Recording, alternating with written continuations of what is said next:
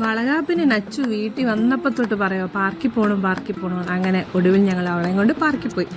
അപ്പം നൈസ് ഫോർട്ടിലാണ് പോയത്. ചെന്ന പാടെ അവരെ 2-3 റൈഡിലൊക്കെ കയറ്റി കേട്ടോ.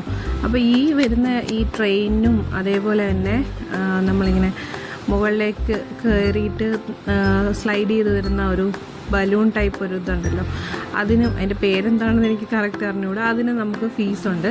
ഇതിനൊക്കെ 50 രൂപയാണ് ഒരാൾക്ക്. പിന്നെ നൈസ് ഫോർട്ടിൽ കയറുന്നതിന് പിള്ളേർക്ക് 5 വയസ്സ് താഴെയുള്ള പിള്ളേർക്ക് നമ്മൾ ഫീസൊന്നും കൊടുക്കണ്ട, വലിയവർക്ക് മാത്രം 10 രൂപ കൊടുത്താൽ മതി.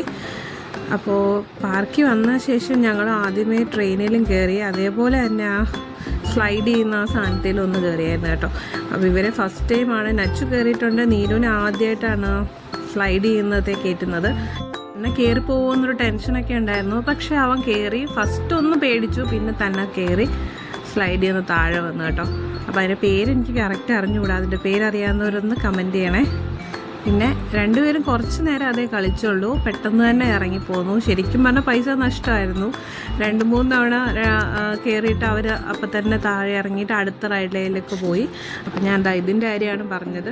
ഫസ്റ്റ് നീര് ഒന്ന് പേടിച്ചെങ്കിലും പിന്നെ കയറിപ്പോയി. പിന്നെ കുറേ എൻജോയ് ചെയ്യുന്ന കുട്ടികൾ കുറേ പേരുണ്ടായിരുന്നു കേട്ടോ. അവരൊക്കെ കുറേ സമയം അതിലിരുന്നു. ഇവർ രണ്ടുപേരും എന്താണെന്നറിയില്ല, പെട്ടെന്ന് മടുത്തിട്ട് വന്നു. പിന്നെ അത്രയും കയറി പിന്നെ ചാടി ഇറങ്ങി അങ്ങനെ ക്ഷീണിച്ചു പോയതാന്ന് തോന്നുന്നു. വയ്യാന്ന് പറഞ്ഞിട്ടാണ് രണ്ടുപേരും ഇറങ്ങി വന്നത്. ഇങ്ങനെയുള്ളതിലൊന്നും നമുക്ക് ക്യാഷൊന്നും കൊടുക്കേണ്ട ആവശ്യമില്ല കേട്ടോ. കുട്ടികൾക്ക് എത്ര നേരം വേണേലും അതിരുന്ന് കളിക്കുകയൊക്കെ ചെയ്യാം.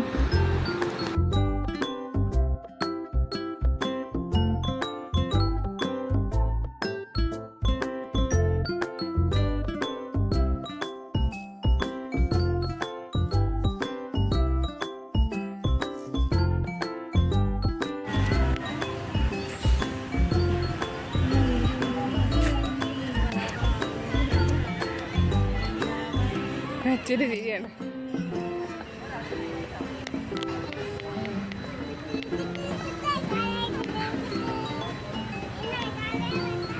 എന്താ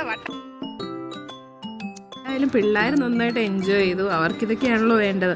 അപ്പോൾ ഇനി അടുത്ത വിശേഷം അടുത്ത വീഡിയോയിൽ കാണാം. എൻ്റെ ചാനലൊന്ന് ലൈക്ക് ചെയ്യാനും ഷെയർ ചെയ്യാനും സബ്സ്ക്രൈബ് ചെയ്യാനും മറക്കണ്ട കേട്ടോ.